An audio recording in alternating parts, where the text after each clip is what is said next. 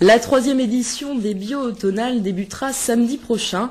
Un mois d'échanges et de rencontres autour de l'agriculture biologique.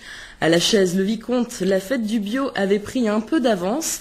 Pour le désormais traditionnel marché bio, Nathalie Leroy s'est roulée dans la paille pour nous. Un véritable retour aux sources ce dimanche à la Chaise-le-Vicomte.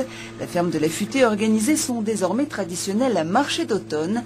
Un marché bio, mais aussi un rendez-vous festif. Parmi les animations, le battage du blé à l'ancienne et aussi la fabrication du pain et la cuisson dans un four traditionnel. Au départ, c'était une opportunité. Bon, là, j'avais à côté de moi un boulanger qui était prêt à venir m'aider, qui était prêt à me mettre en route ce vieux four qui n'avait pas marché depuis des années, qui a chauffé une fois l'an pendant un certain temps avec mes parents et qui n'avait pas chauffé vraiment depuis des années et des années. Une envie de retrouver aussi une atmosphère autour de ce four à pain. Et puis ben voilà, ça c'est d'une envie pour une fois, ça s'est développé. On a continué. J'ai eu envie de continuer. Le blé, le pain, la viande, les légumes, ici le bio est une valeur fédératrice.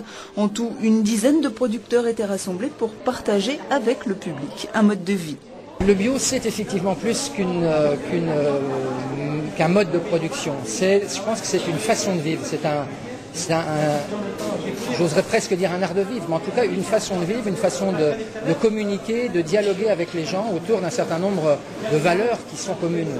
Le but de ce marché, c'est d'une part de promouvoir l'ensemble des activités bio de la ferme et surtout de réunir et de rencontrer l'ensemble de nos clients réguliers ou occasionnels. Prochain grand rendez-vous du bio en Vendée, ce sera du 13 octobre au 10 novembre pour les bio-automnales des Pays de la Loire.